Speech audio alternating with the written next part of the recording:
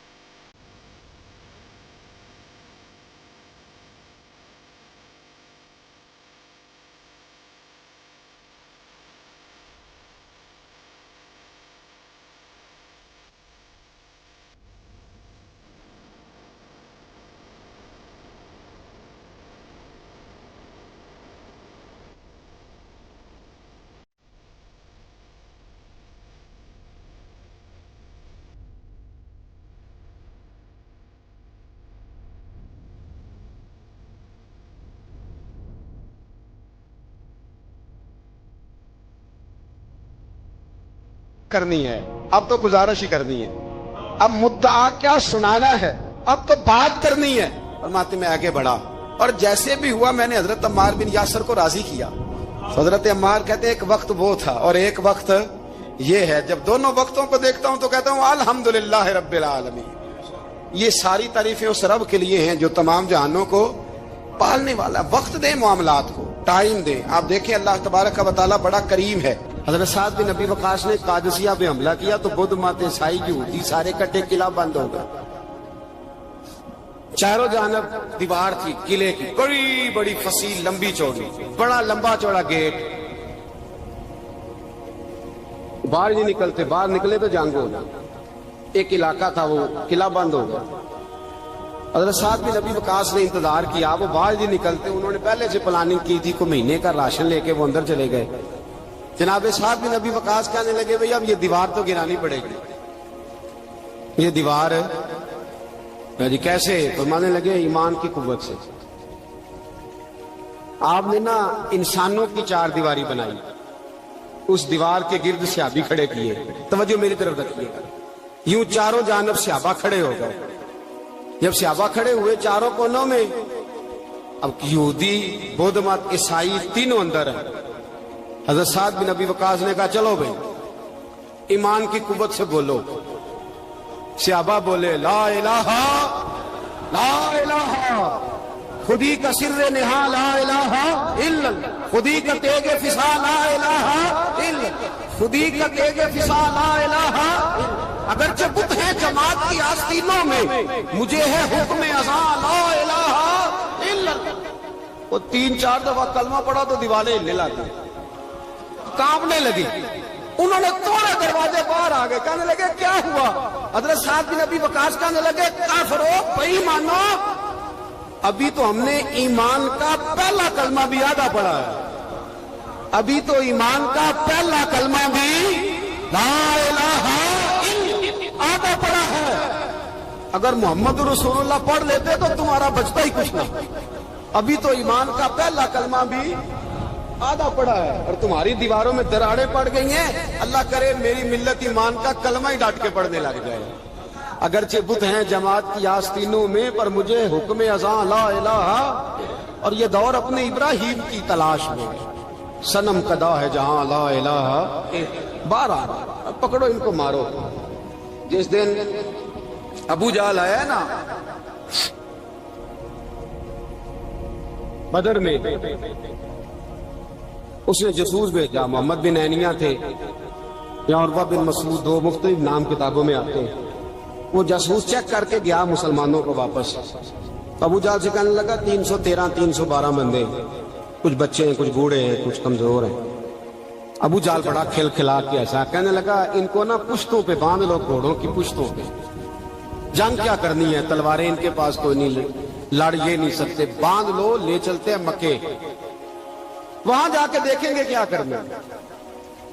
محمد بن عینیہ کہنے لگے ابو جہل ہوش کر, ہوش کر, تلواریں کوئی نہیں, زرہیں کوئی نہیں, پر میں ان کا ایمان دیکھ آیا, میں ان کا ایمان. فرمایا سب نے جھولیاں اٹھائی ہو رہی ہیں, کہہ رہے ہیں یا اللہ ہمیں واپس نہ بھیجنا, ہم تیرے نبی کے قدموں پہ قربان ہونے آئے. ان کا ایمان میں. حضرت خالد بن ولید نے حملہ کیا ملک شام پہ, حملہ کیا. یہودی باہر نہیں نکلتے, باہر نکلے ان کا بہت بڑا لیڈر مذاکرات کرنے آیا تو ہاتھ میں زہر کی پڑیا ہے. فرمایا یہ کیا ہے؟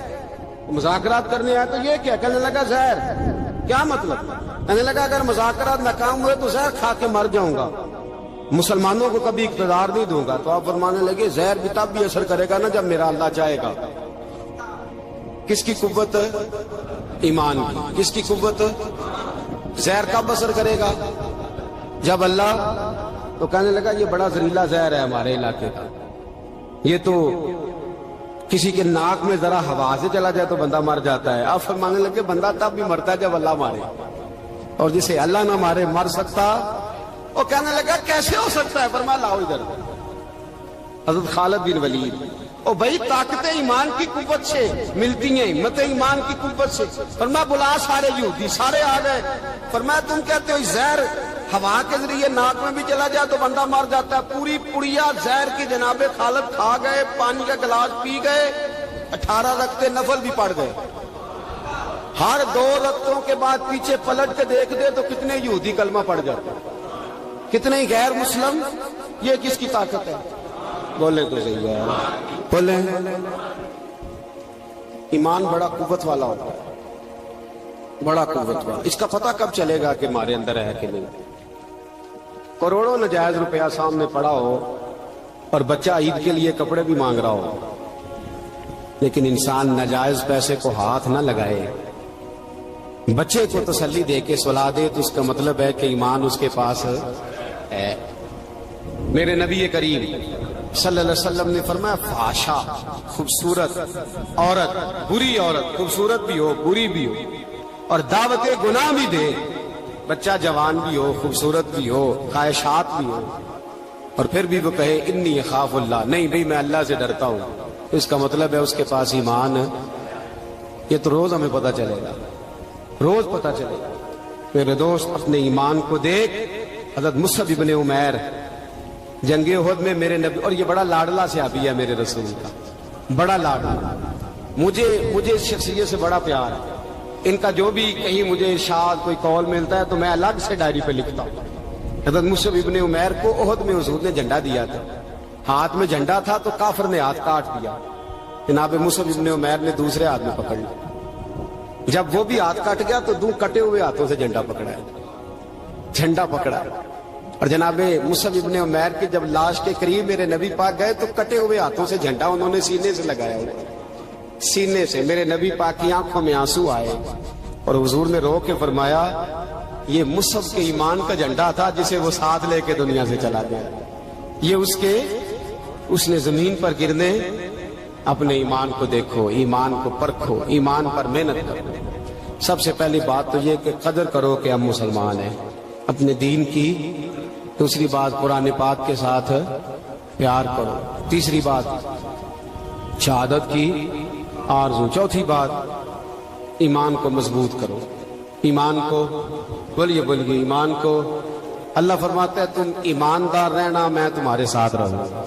ولا تہنوا ولا تحزنوا وانتم الاعلون ان کنتم مؤمنین۔ یہ پختہ ہوتا کیسے ہے؟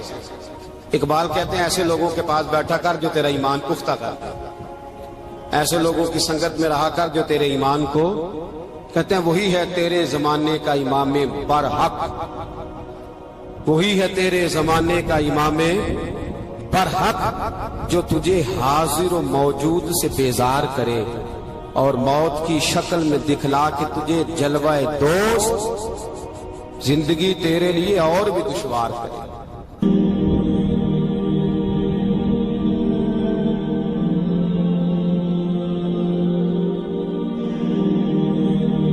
میرے رسول پاک علیہ الصلوۃ والسلام کے صحابہ کے قریب دنیا داری آ سکی نہیں آئی۔ حضرت ابو بکر صدیق نے پانی مانگا تو لوگوں نے دودھ دیا، فرمایا پیچھے کرو۔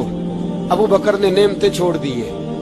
اب ابو بکر وہ والا کام کرتا ہے جو رسول پاک نے کیا ہے، فرمایا نہ دودھ شاید پیش نہ کرو، جو مانگتا ہوں بس وہ دو۔ حضرت ابو بکر صدیق نے بڑے مالدار تھے۔ حضرت عمر فاروق رضی اللہ تعالیٰ عنہ کے پاس صحابہ کرام جمع ہو کے آئے، کون سا ایسا شخص ہے جس کی تنخواہ میں اضافہ ہو جائے؟ تو لوگ کہتے ہیں نہیں مجھے نہیں چاہیے، پر ہم نے وہ لوگ دیکھے ہیں۔ حاجی صادق صاحب کو مسجد والوں نے کہا 1000 روپیہ تنخواہ بڑھانی ہے، تو حاجی صاحب کہنے لگے میرا بڑا سونا گزارا ہوتا ہے، مینوں نہیں بڑے نے۔ حضرت سیدنا عمر فاروق رضی اللہ عنہ صحابہ کٹھے ہو کے گئے، کہنے لگے عمر حضور کے زمانے میں بظاہر غربت رہی، جناب صدیق اکبر کے زمانے میں غربت، اب تو بڑی ریل پیل ہے، بحرین سے لاکھوں کا مال آتا ہے، آپ کو بڑے بڑے سفیر ملنے آتے ہیں، پر آپ وہی پرانا کرتا اور وہی تامت جو کئی جگہ سے سی آپ نے کئی جگہ سے پھٹی۔ اور حضرت عمر ایک دن عید کی نماز پڑھانے گئے تھے تو ننگے پیر ہی چلے گئے۔ لوگوں نے کہا جوتا، فرمایا ٹوٹ گیا تھا یار، پہننے کے قابل نہیں تھا، فرمایا ننگے پیر آ گئے اور لوگ کیا کہیں گے، فرمایا چھوڑو، عمر کے پاؤں ننگے ہیں لیکن عمر کے کردار میں تو کوئی شک نہیں نا، پیر ہی ننگے ہیں نا، کیا ہوا، چھوڑو اس بات کو۔ کوئی پیار نہیں دنیا داری سے، دولت سے، کوئی چکر ہی نہیں۔ حضرت سیدنا عمر فاروق رضی اللہ تعالیٰ عنہ کو صحابہ نے اکٹھے ہو کے کہا، یہ ہے امت کے بیدار ہونے کے طریقے جو عرض کر رہا ہوں۔ کہا جناب آپ اب بڑا مال غنیمت ہے، اور جس طرح ہر صحابی کا حصہ ہے آپ کا بھی حصہ ہے، تو ایک نیا کرتا ہی ڈال لیں آپ خرید کے۔ اب جب مشورہ ہو گیا صحابہ میں تو کہنے لگے عمر سے بات کون کرے گا؟ نیا کرتا پہننے کی عمر سے بات کس کو برا لگتا ہے جی؟ نیا کرتا کون بات کرے گا؟ حضرت سیدنا علی المرتضیٰ کا انتخاب ہوا۔ کہنے لگے مولا علی کی بڑی عزت کرتے ہیں، ان سے بڑا پیار کرتے ہیں، ان سے بات کرتے۔ تو حضرت علی کو بلایا گیا، عرض کی حضور مہربانی فرمائیں حضرت عمر سے کہے نئے کرتے کے لیے۔ آپ فرمانے لگے عمر میری بڑی قدر کرتا ہے، بڑی بات سنتا ہے، پر یہ والا کام نہیں میں عمر سے کہہ سکتا، یہ کسی اور سے کہو۔ تو کہنے لگے آپ رہنمائی کر دیں کس کو کہیں؟ تو جناب علی المرتضیٰ فرمانے لگے اگر حضرت عائشہ صدیقہ سے کہو گے تو عمر فوراً مان جائے گا، وہ مومنوں کی ماں ہیں۔ صحابہ حضرت عائشہ کے پاس، اماں جی عمر کو بلائیں، ان کو کہیں بڑے بڑے سفیر آئے ہوتے ہیں، وہی پرانے کپڑے پہن کے بیٹھ جاتے ہیں۔ اللہ اکبر۔ حضرت عائشہ نے پیغام بھیجا، فرمایا عمر کو بلاؤ۔ عمر فاروق دوڑے ہوئے آئے، پردے کے پیچھے حضرت عائشہ کے پاس گھٹنوں کے بل، اماں جی دیر تو نہیں کر آیا میں آنے میں؟ حکم ہو، حضور کے گھر سے پیغام آیا، بڑے بڑے سفیروں کو چھوڑ کے بھاگے۔ حضرت عائشہ صدیقہ کہنے لگی عمر دیکھو جائز پیسے ہوں تو اسلام اچھے لباس سے منع نہیں کرتا، اب بڑا بڑا مال آیا ہے، اب تیرا بھی حصہ ہے، تو صحابہ کرام کی خواہش ہے کہ نیا کرتا پہن لو، بڑے بڑے سفیر آتے ہیں، حرج بھی کوئی نہیں، جائز بھی ہے، کوئی منع نہیں۔ حضرت عمر نے گردن جھکا، جی اماں جی، جی اماں جی، جی اماں جی۔ حضرت عائشہ کہتی ہیں بات ختم ہوئی، عمر نے گردن اٹھائی تو عمر کی داڑھی آنسوؤں سے بھری ہوئی۔ کہتی ہے مجھے کہنے لگے اماں جی میں تو صرف مسجد میں دیکھا کرتا تھا، آپ تو مصطفیٰ کو دن رات دیکھتی تھی، جس طرح کے کرتے آمنہ کے لال نے پہنے ہیں مجھے بھی پہنا دو، میں تیار ہوں، میں پہن لوں گا، میں تیار ہوں، پر جس طرح کے میرے نبی نے پہنے۔ حضرت عائشہ کہتی ہے میں پھوٹ کے روئی، میرا پلو آنسوؤں سے بھر گیا۔ فرماتی ہیں میں عمر کی بات سنتی گئی تو میرا پلو آنسوؤں سے، میں نے کہا عمر تو جا، تو ٹھیک ہے۔ فرماتی ہے عمر فاروق سلام کر کے اٹھے، امیر المومنین چلے گئے، اس کونے میں صحابہ چھپے ہوئے تھے، وہ آئے، کہا اماں جی کیا بات ہوئی؟ تو میں پھر رو پڑی۔ میں نے کہا کیا بتاؤں، تمہیں پرانے کرتے نظر آتے ہیں، اسے محمد عربی کے جلوے نظر آتے ہیں، اسے رسول اللہ کا رنگ نظر آتا ہے، اسے وہ غلامی نظر آتی ہے۔ عمر کو دنیا سے پیار، اور دنیا سے پیار نہیں تھا، دعا پتہ کیا تھی؟ یوں جھولی اٹھا کے اللہ مرزقنا شہادتن فی سبیلک وجعل موت فی بلد حبیبک، اللہ عمر کو بسترے والی موت نہ دینا، موت شہادت کی دینا، اور میں میدان میں جا کے نہیں مرنا چاہتا، مجھے رسول اللہ کے شہر میں موت چاہیے، باہر جا کے نہیں، یہی میدان لگے مدینے میں، یہی موت آئے، اسباب بنا، میں مدینہ بھی نہیں چھوڑنا چاہتا۔ او بھائی ان لوگوں کو نہیں پیار تھا۔ جناب صدیق اکبر کا وصال ہوا تو زہر کے اثر سے، وہ جو آپ کو زہر لگا تھا، بعض مفسرین نے لکھا ہے کبھی کبھی وہ جو سانپ نے ڈسا تھا تو کبھی کبھی اس کا اثر آتا تھا، بس اللہ نے شہادت دینی تھی کبھی کبھی، ورنہ تو بڑی شفائیں تھیں۔ حضرت عمر شہید، حضرت عثمان، جناب علی، امام حسن، امام حسین، علی اکبر، علی اصغر، حضرت عباس، حضرت سعد بن معاذ، حضرت امیر حمزہ، مصعب بن عمیر۔ میرے محبوب نے تو لسٹ بنائی شہیدوں کی، لسٹ بنائی شہیدوں کی، شہادت سے پیار کیا رسول اللہ صلی اللہ علیہ وسلم کے غلاموں نے، پیار کیا شہادت سے، اسی لیے تو کافر اٹھ نہیں سکا کہ شہادت سے حضرت سعد بن معاذ رضی اللہ تعالیٰ عنہ کو زخم لگ گیا، جنگ سے زندہ آ گئے لیکن زخم ہے، رو کے کہنے لگے محبوبہ سارے شہید ہو گئے، میں ایسے ہی رہ گیا۔ حضور نے فرمایا نہیں، رب تجھے بھی شہادت کی موت ہی عطا فرمائے گا۔ اسی زخم میں پردہ ہو گیا۔ میرے بھائی حضرت عمر بن جموع رضی اللہ تعالیٰ عنہ 4 बेटे लेके ओहद के मैदान में आए। कहा महबूबा मेरे 4 ही थे, मैं सारे ले आया हूं, सारे ही कबूल है? तो मैं ठीक है। फिर खुद भी ज़रा पहन ली। एक टांग से लंगड़े थे, टांग छोटी थी। हुजूर ने फरमाया तूने क्यों लिबास पहन लिया है? कहा हुजूर मैंने भी तो जिहाद पे जाना है ना। हुजूर ने फरमाया तेरे 4 बेटे जो जा रहे हैं। तो कहा या रसूलल्लाह क्या लंगड़े जन्नत में नहीं जा सकते? हुजूर लंगड़े अल्लाह को कबूल नहीं, मैं नहीं जा सकता। तो मेरे नबी पाक सल्लल्लाहु अलैहि वसल्लम ने फरमाया नहीं, जन्नत तो तेरा इंतजार कर रही है। कहा हुजूर फिर मैं भी जाऊंगा, बच्चे जाएंगे तो मैं भी जाऊंगा। एक बीबी ओहद के दिन 3 साल का बच्चा लेके घर से निकली। बीबियों को कहती है मेरा खामद भी बदर में शहीद हुआ, भाई भी और बाप भी।